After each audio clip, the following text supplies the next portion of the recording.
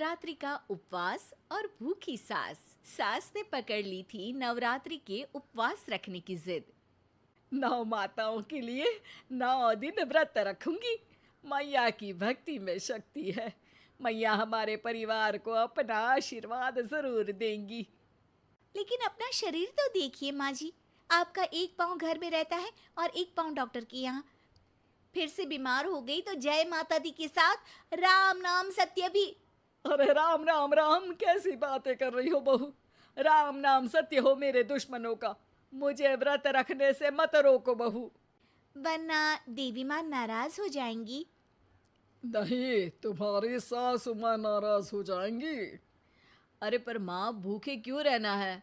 देवी माँ थोड़ी ना चाहती होंगी कि उनके भक्त भूखे रहें। और आपकी तो सारी मनोकामना पूरी हो चुकी है ना माँ। लालच है बेटा, लालच बुढ़ापे में भी खत्म नहीं होती। अरे तुम चुप करो जी। तुम्हारी भी उम्र है भक्ति भाव करने की। ज्यादा बड़बड़ की ना तो तुमसे भी उपवास रखवा लूंगी। हाँ।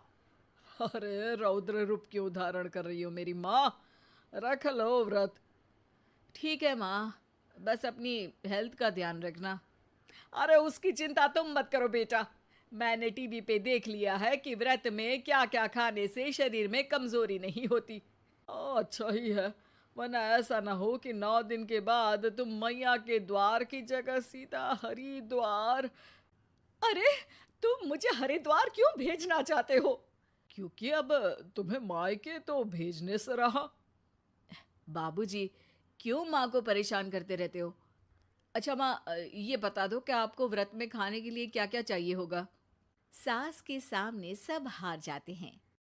माँ के कहे सामान को बेटा लेकर आता है। नवरात्रि का पहला दिन है। नाश्ता कर लो, स्वस्थ रहो, मस्त रहो। मेरा व्रत से ध्यान भंग मत करो। अच्छा ठीक है ठीक है। भूख लगेगी तो मेरी तरफ मत देखना। आई बड़ी।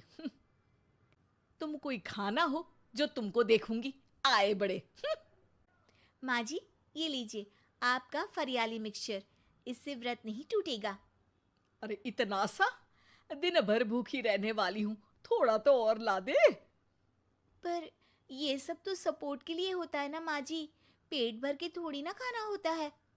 करवा चौथ का व्रत नहीं रख रही हूँ जो कुछ ना खाऊं पीऊं। हाँ यार, ये तो मैंने सोचा ही नहीं। तुम इतने सारे व्रत रखती हो तो मेरे लिए करवा चौथ का व्रत क्यों नहीं रखती? अरे जुबान पे तुम्हारा नाम न रखूं, व्रत क्या खाक रखूंगी तुम्हारे लिए। माँ के कहने पर बहू और भी फरियाली ले आती है, जिसे खाकर माँ डकार मारती है। इतनी जोर से डकारोगी तो दुर्गा मैया भी डर जाएंगी। तुमने तो उनके शेर से भी तेज आवाज निकाल दी। अरे शेर के जैसा पंजाबी मारती हूं मैं, देखना चाहोगे? तुम्हें पता है ना, व्रत रखते समय हिंसा वाली बातों से, विचारों से और बुरी चीजों से दूर रहना चाहिए। सही कहा। बुरी चीजों से दूर रहना चाहिए। इसीलिए तो तुमसे दूर जा रही हूँ, दूसरे कमरे में। सास ने कई सारी ऐसी चीजें खाई जिनसे व्रत ना टूटे। बहू, सब्र का फल मीठा होता है। इसका मतलब ये थोड़ी है कि तू मुझे शाम तक फल नहीं खाने देगी। माँ जी, 1 घंटे पहले ही तो आपने इतना सारा। अरे एक खाता ही बना ले, उसमें लिखा करे कि मैंने कितना खाया, कितना पानी पिया।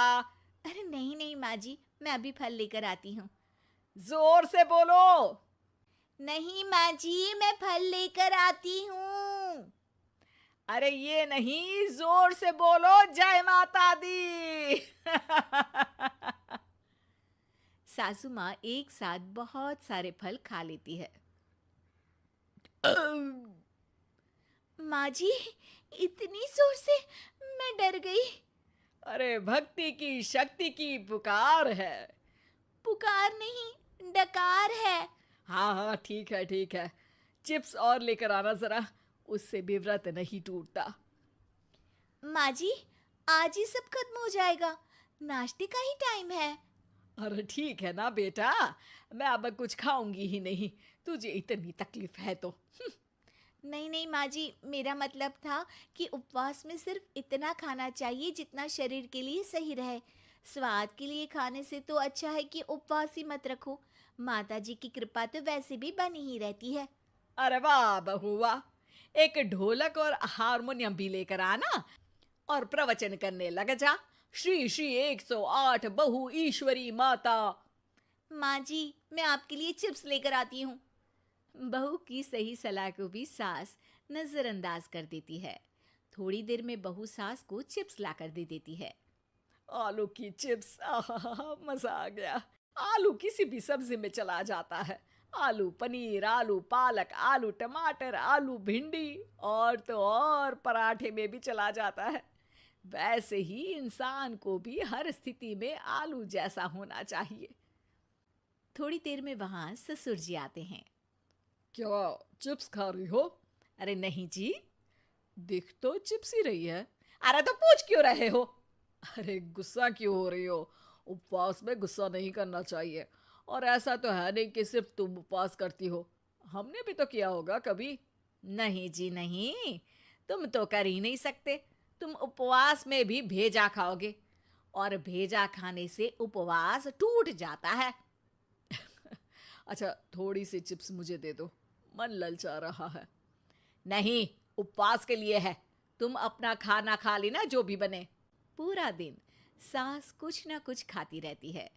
जैसे ही रात होती है, अब बस उपवास हो गया, अब मैं खाना खाऊंगी।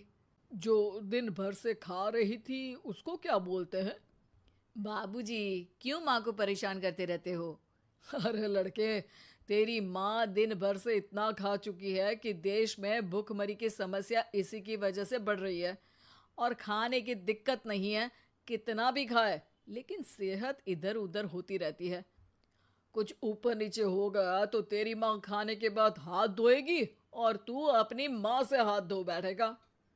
अरे इत्तू सा तो खाया था, उपवास भी ना तोड़ू क्या? ठीक है, नहीं खा रही बस। अरे बहू तुम ही बताओ, ये इत्तू सा मतलब कितना खाया है इसने? ना जी ना, मैं कुछ नहीं बोलूंगी।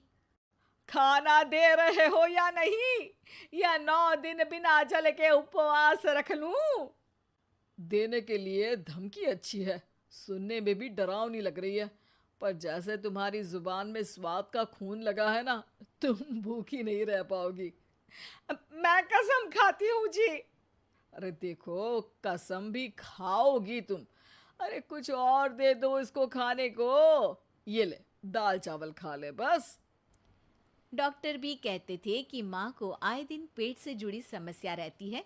बस इसी के लिए घर वाले पहले उन्हें उपवास नहीं करने दे रहे थे, लेकिन जब उपवास करने दिया तो माँ ने इतना फरियाली खाया कि घर वालों की चिंता बढ़ा दी। और जैसा कि घर वालों को डर था, अगले दिन उनकी तबीयत खराब भी हो गई। डॉक्टर को बुलाना पड़ा।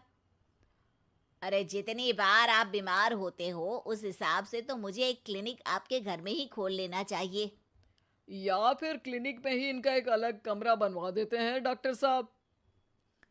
बाबूजी, पिताजी, मेरे जनक, क्यों हमेशा मजाक करते रहते हो? डॉक्टर साहब, माँ का पेट खराब है। क्या खाया था? जो मिला जो दिखा सब कुछ। अरे बस भी करो जी। बस तो तुमको करना था खाते वक्त। देखिए, खाना अच्छी बात है और उपवास भी आदमी को रखते रहना चाहिए, लेकिन तब जब शरीर लायक हो। पहले दिन ही बीमार हो गई तो 8 दिन कैसे होगा? आप व्रत मत रखो और खाने पीने पे ध्यान दो। मैं गोलियां दे रहा हूँ। आप भी कुछ खाने को ही दे रहे हो? हाँ, इससे जल्दी ठीक हो जाएंगी। समझ गई हैं आप? अब तो ठीक ही होना है ना मुझे। जोर से बोलो। जय माता दी। जय माता दी। जय माता दी।